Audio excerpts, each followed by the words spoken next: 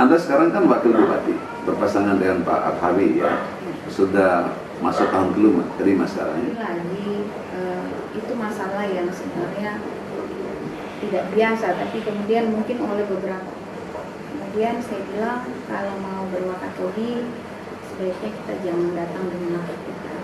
Nah, saya setuju, itu kata kunci. Ya, kalau mau membangun wakatobi, jangan datang dengan nafsu untuk memperkaya diri.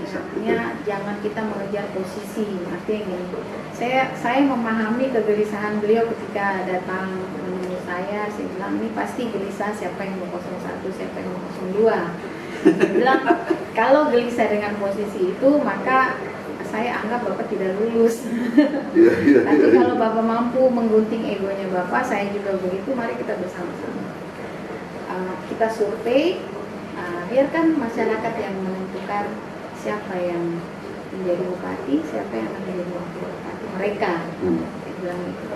Hasil survei itu yang akan kita sepakati, tapi kita buat kesepakatan dulu bahwa kita akan tunduk terhadap hasil survei yang dilakukan survei RKM kemarin. Jadi saya bilang kalau Bapak mau, ayo kita survei. Kalau survei Bapak lebih tinggi dari saya, silakan Bapak jadi bupati, saya jadi wakil. Tapi kalau survei saya lebih tinggi, Bapak harus mau jadi wakil saya. Saya bilang gitu ke beliau.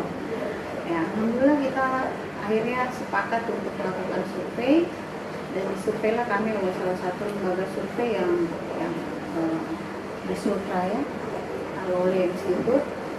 Hasil surveinya memang elektabilitas saya di atas saya, dan saya persilakan dia satu. Itulah latar belakang kami tentang jadi saya bilang kenapa saya ajak survei akhirnya. Saya bilang kenapa? Supaya kita ini menjadi pasangan yang betul-betul lahir dari rahim masyarakat. Bukan dari ego kita menjadi apa dan siapa. Begitu kan. Saya baru hasil surveinya? Hasil surveinya memang beliau di posisi. Dan kemudian saya di posisi. Lanjut lagi hasil survei secara keseluruhan sekarang. Hasil survei saya nggak perlu ngomong di sini. Tapi sudah tahu datanya ya? Iya. Anda optimisnya hasil survei itu? Insya Allah kami berdua hanya bismillah saja kan. Karena tadi saya bilang ketika niat kita sudah sama, ya sudah kita bismillah. Tapi saya belum terlalu yakin apa ini politisi itu seringkali ini sebetulnya ini Adinda Ilmiati ini dari birokrat ya, tidak diajarkan dalam dunia politik yang praktis, yang serba ya bohong-bohongan. Bohong itu soal yang wajar dalam dunia politik, dianggap seperti itu. Ya. Itu moral politik kita sekarang sedang mengalami kemerosotan yang luar biasa ya, karena sebetulnya para politisi yang tampil kemudian menjadi pimpinan daerah, pimpinan negara, itu harus dimulai dengan satu kejujuran, watak yang jujur. Tapi praktiknya di kita di Indonesia ini umumnya ya para politisi kalau berbohong itu biasa aja. Tapi kalau akademisi tidak boleh berbohong, boleh salah tapi tidak boleh bohong. Sebaliknya politisi ya boleh berbohong, tidak boleh terkesan salah. Ini yang jadi problem. Ketika membangun janji tadi, janji sudah ini kita sudah komit nih pasangan oke, Pak Haliana jadi calon wakil bupati, saya calon wakil bupati. Ketika jadi nanti seperti ini, apa pengikatnya janji-janji politik itu sebetulnya? Jadi satu mungkin yang saya ingin sampaikan, mungkin saya mempunyai sikap seperti ini karena terus terang aja kan, saya bercermin dengan banyak cermin. Jadi di rumah itu ada cermin almarhum ya. Kemudian saya memperbanyak cermin saya yang lain. Terus terang aja, Anda Ida termasuk cermin, salah satu cermin saya. Kemudian ada pengalaman yang menjadi cermin saya, dan beberapa nama yang saya sebutkan tadi yang juga menjadi cermin-cermin yang akhirnya saya bercermin di situ. Belajar dari Pandu Alam dengan sikap-sikap politik beliau, belajar dari Pak Ali Masih dengan sikap-sikap politik beliau, belajar dari almarhum Om Ikran dengan sikap-sikap politik beliau, belajar dari Om Asrun dengan sikap-sikap politik beliau, belajar dari, saya menyebutnya Paman Soma, dengan sikap-sikap politik beliau. Jadi semakin banyak cermin, rasanya semakin saya banyak membaca. Iya.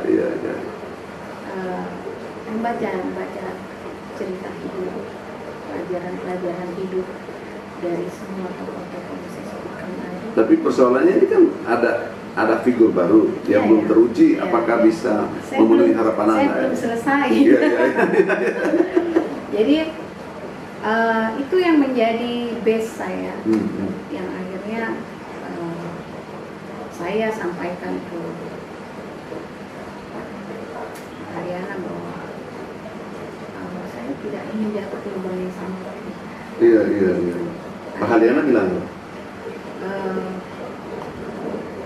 kita semua belajar. Ibu belajar, saya juga tentu belajar. dari segi bacaan-bacanya Pak Haryana ini sebetulnya orangnya bisa jujur atau potensial bohong ini? Jadi saya bilang ini, untuk potensial itu saya mengambil, saya punya trik sendiri kan, seperti yang saya bilang. Oke. Artinya dari bincang-bincang kita, saya bilang saya juga ini belajar, ya katakanlah saya pemula, dan saya selalu menganggap diri saya itu bodoh, saya tidak menganggap diri saya tidak. Tabu bagi saya untuk menganggap seperti itu karena ini dunia yang baru. Jadi saya bilang rasanya dari pengalaman, ya, karena tentu kita harus menjadikan pengalaman itu guru yang paling baik. Melangkah selanjutnya, dan saya bilang dari pengalaman saya tidak ingin lagi berjalan atau memutuskan bersama-sama tanpa membuat komitmen di awal. Jadi kita bangun komitmen itu bukan untuk pribadi saya, tapi yang paling penting adalah Pak Tobi. Khususnya untuk katakanlah saya dari Kaludupa, ya. Saya pengen kehadiran saya berwakatobi itu tidak lagi dinilai orang tidak berguna, ya, datang tanpa memberikan, artinya datang hadir dan tidak berguna buat masyarakat Kaludupa.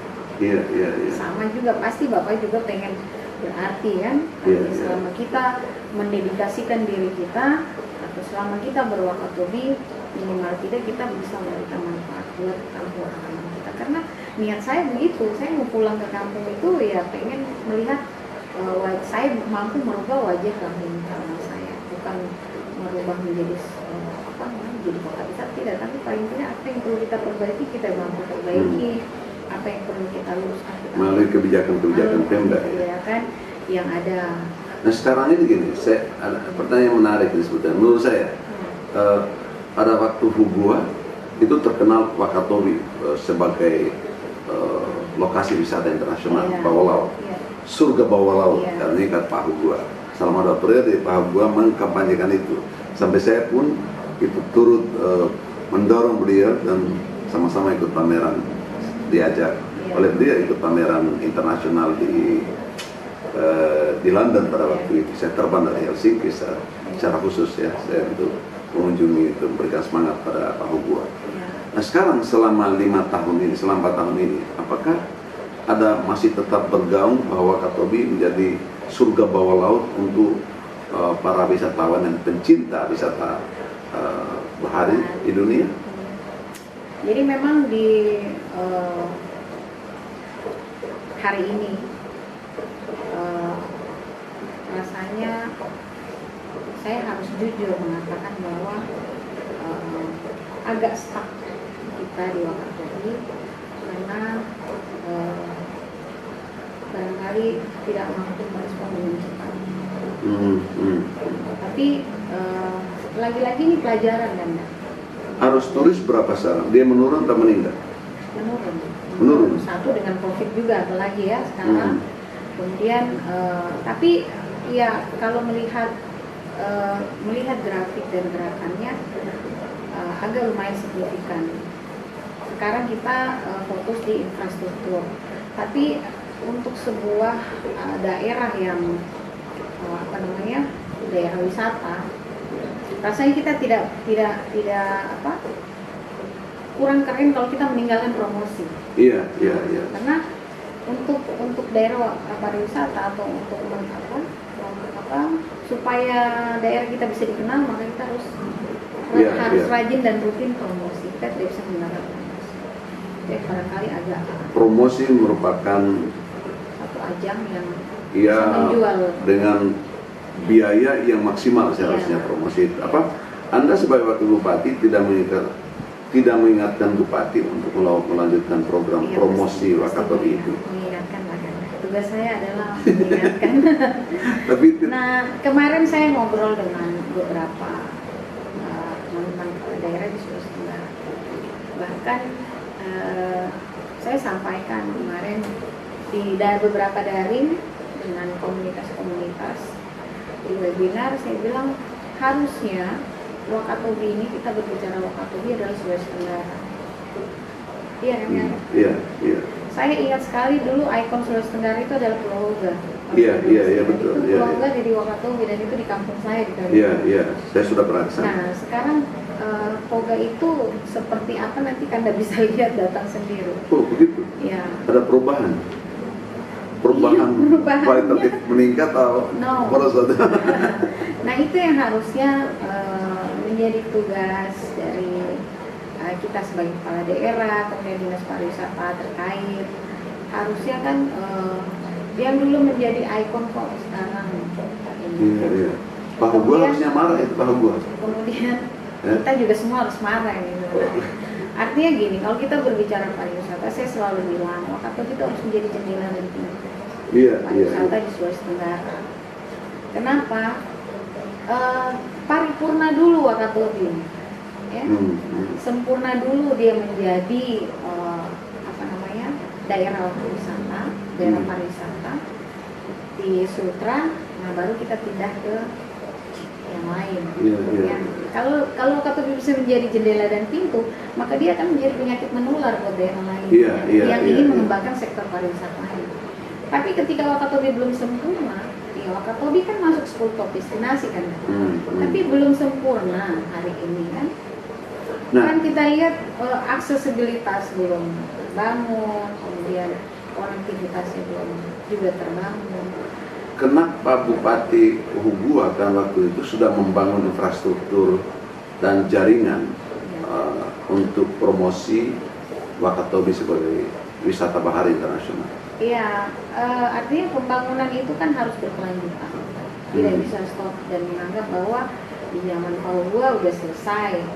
Tentu harus kita lanjutkan lagi, harus kita menyempurnakan atau membuat Wakatobi itu jangan di branding. Saya selalu marah ketika orang mengatakan bahwa Wakatobi itu surga bawah laut tapi neraka di atas. Iya.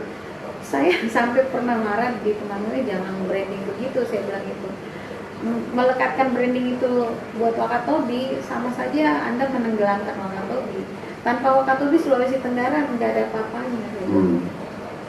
Tapi ada kelebihan Pak Hugua, dia mampu membangun komunikasi dengan jaringan internasional yang cukup signifikan.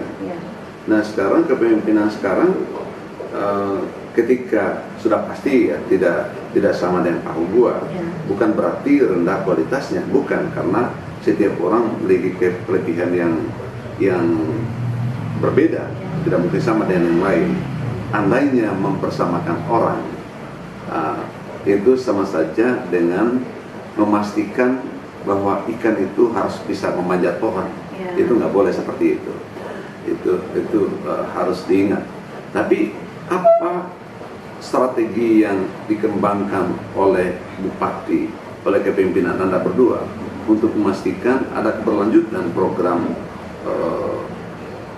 Wakatobi sebagai tujuan wisata internasional untuk bawah laut, the most beautiful underwater tourism in the world? Sebenarnya kalau dari program visi misi kita berdua, andai ini bisa terwujud, rasanya juga mungkin untuk mewujudkan 100% kan tidak mungkin. Tapi minimal 75% bisa berjalan. Saya kira kita bisa melanjutkan apa yang sudah dibangun. Tapi ya itu lagi kembali bahwa mungkin pemahaman yang berbeda, ya, karena kan memang beda kepala, beda isi, beda orang, beda pandangan, ya.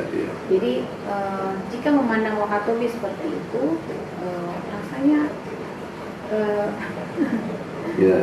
bagaimana Wakatobi bisa tuntas. Saya ingat polanya almarhum dulu di Muna. Ya, saya sering beberapa kali itu menemani beliau rapat dengan beberapa menteri. Jadi almarhum itu punya pola membangun Muna. Kenapa Muna itu Muna membangun waktu itu? Karena saya lihat, kalau saya tidak salah ya, beberapa kali waktu pamit sama almarhum itu untuk pulang, beliau lagi rapat dengan semua kadisnya. Kemudian saya ingat itu Bapak bilang, kamu kadis pertanian bikin proposal, kamu perumahan bikin proposal, kamu perikanan bikin proposal, PU bikin proposal.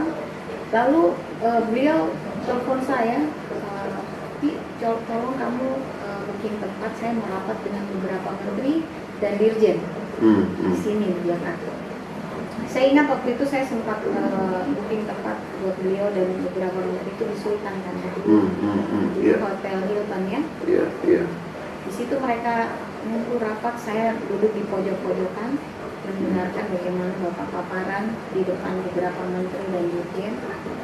Sebelumnya beliau audiens dulu, datang ke sini audiens dengan beberapa menteri tersebut, kemudian datang dengan kadis-kadisnya dan paparan di depan beberapa menteri dan dirjen. Begitulah cara beliau membangun Muna, sehingga karena kalau polanya kita datang ke kementerian satu besok, nanti bulan depan ke kementerian satu lagi, habis waktu habis, kita cuma 5 tahun, tidak efisien. Tapi kalau dengan model begitu kita mengundang, ya, sehingga akan kelihatan, oh bukan ini kita butuh ini, Pak Menteri, ini tadi saya belum butuh ini, kami butuh ini, PU ini jalan. Itulah yang dulu Pak Maula lakukan di Muna. Maka seharusnya sekarang itu lebih mudah lagi sebetulnya, asal bupatinya kreatif, bisa berkomunikasi dengan baik di Jakarta, dan seluruh instansi bisa mengundang rapat daring sebetulnya. Itu dengan para pejabat pengambil kebijakan di Jakarta ini, sehingga sebetulnya untuk melanjutkan program Wakatobi sebagai tujuan wisata itu tidak perlu repot-repot harus bolak-balik Jakarta ya. Ada yang unik juga di Wakatobi kan, karena kita satu kawasan itu kan taman nasional, satu kawasan. Sehingga saya bilang yang saya sepakati, yang maksudnya menurut saya pola yang harus dibangun di Wakatobi itu adalah kolaborasi. Ada kolaborasi antara pemerintah pusat dalam taman nasional dan kita. Karena satu kawasan, bayangkan satu kawasan ini, kabupaten ini adalah taman nasional yang kalau kita bisa dibangun. Jadi harus menuntaskan dulu itu sebetulnya, membuat zonasi yang pasti sehingga ada peta kawasan atau seperti apa, atau paling tidak ya kolaborasi seperti apa. Tapi belum ada yang macam itu sekarang. Sudah ada, sudah mulai. Nah sekarang sebetulnya apa yang menjadi kelebihan kepemimpinan selama 4 tahun terakhir? Artinya di kepemimpinan Anda berdua, Pak Arhabi dengan Ilmiati, apa yang menonjol sampai sekarang? Saya berharap masyarakat merasakan kelebihan, dan adapun nanti kami dianggap memiliki banyak kekurangan juga, atas nama pribadi dan atas nama bersama saya mohon maaf. Tentu sebagai manusia tidak ada yang sempurna. Ini jawaban politis gitu. Semoga ya karena kesempurnaan hanya milik Allah ya. Jadi saya berharap apapun yang masyarakat rasakan pada masa kepemimpinan kami ini, senang dan susahnya tentunya adalah tanggung jawab kami. Itu tidak akan lepas dari tanggung jawab dari kami berdua. Dan saya selalu dalam sujud itu minta maaf ya Allah.